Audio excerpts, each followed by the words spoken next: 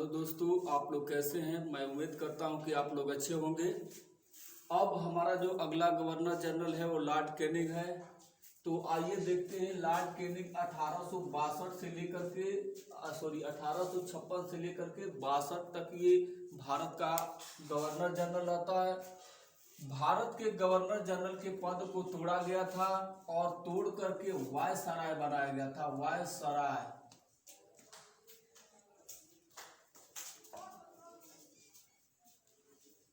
तो वायसराय भारत का पहला वायसराय भी है।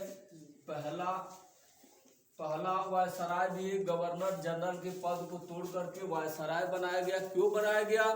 क्योंकि इसी के शासन काल के दौरान 1857 की क्रांति होती है। जब 1857 की क्रांति होती है तो महारानी विक्टोरिया भारत के शासन को सीधे अपने हाथों में ले लेती है और हाथों में लेकर के और गवर्नर जनरल का जो पद था उसको तोड़ करके वायसराय का पद बना दिया। और लॉर्ड कैनिंग ही 1857 की क्रांति का नेतृत्व कर रहा था। बहुत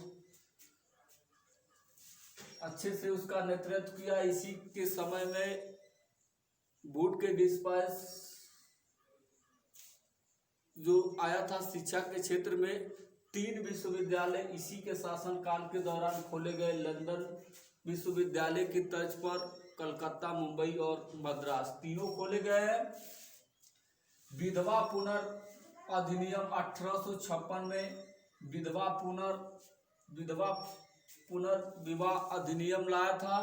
1856 में आयकर की शुरुआत किया था। 1862 में आयकर जो टैक्स इनकम टैक्स था उसकी शुरुआत किया है। भारत में 500 रुपये तक का टैक्स लिया जाता था।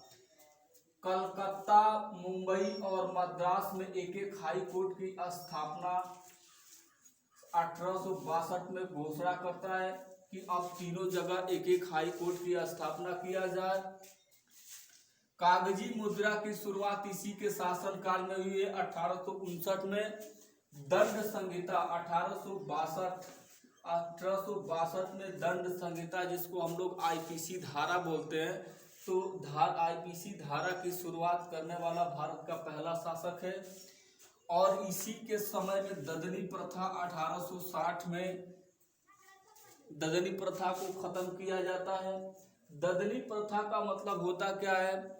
जबरदस्ती अंग्रेजों द्वारा नील की खेती करवाना। अंग्रेज जबरदस्ती नील की खेती करवाते थे, इसी को हम लोग बोलते हैं ददनी प्रथा। तो अब जबरदस्ती नील की खेती नहीं की जा सकती है।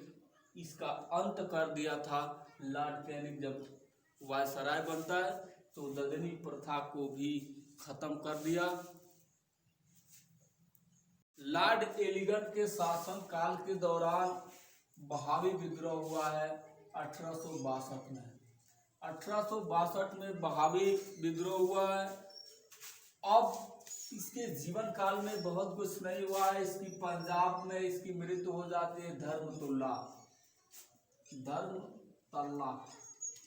पंजाब का जब ये भ्रमण कर रहा था धर्मतल्ला में, तो इसकी मृत्यु हो जाती है। अपने जीवन काल में बहुत कुछ नहीं किया है, इसलिए जानना भी जरूरी नहीं है कंपटीशन के दृष्टिकोण से। अब अगला वायसराय सर जॉन लॉरेंस। ये 1864 से 68 तक सर जॉन लॉरेंस भारत का गवर्नर जनरल रहता है। इसके शासन काल में सूखा पड़ा था। जनता बहुत परेशान थी। 10 लाख लोगों की मृत्यु हुई थी इसके अकाल पड़ने से। तो अकाल के लिए एक आयोग बनाता है, अकाल आयोग। इसके कैम्बले को इसका अध्यक्ष बनाता है।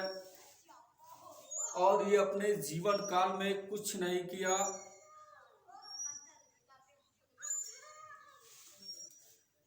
जब ये सूखा पड़ा था 10 लाख इसके शासन काल के दौरान व्यक्तियों की मृत्यु हुई थी, तो अकाल अकाल आयोग, अकाल आयोग की स्थापना करता है, उसके अध्यक्ष कैबिनेट को बनाता है। तो इसीलिए इसको बोला जाता है लॉरेंस को कि भारत का रक्षक है, भारत का रक्षक। इसको भारत का रक्षक की उपाधि दी गई है, इसको भारत का रक्षक कहा जाता है। अब आते हैं लॉर्ड मेयो। लॉर्ड मेयो के शासन काल में जनगणना की शुरुआत 1872 में की जाती है।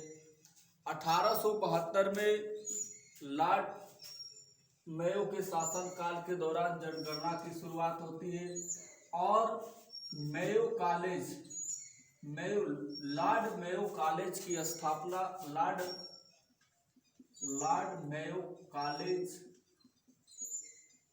की स्थापना अजमेर में करता है। मेयो कॉलेज इसलिए बनाया गया था क्योंकि राजा और राजकुमारी जो भी है वो उस स्कूल में राजाओं के लड़के लड़की पढ़ सकते हैं और इसमें गरीबों को के जो लड़के थे वो पढ़ने का अधिकार नहीं दिया गया था। और लॉर्ड मेयो अंडमान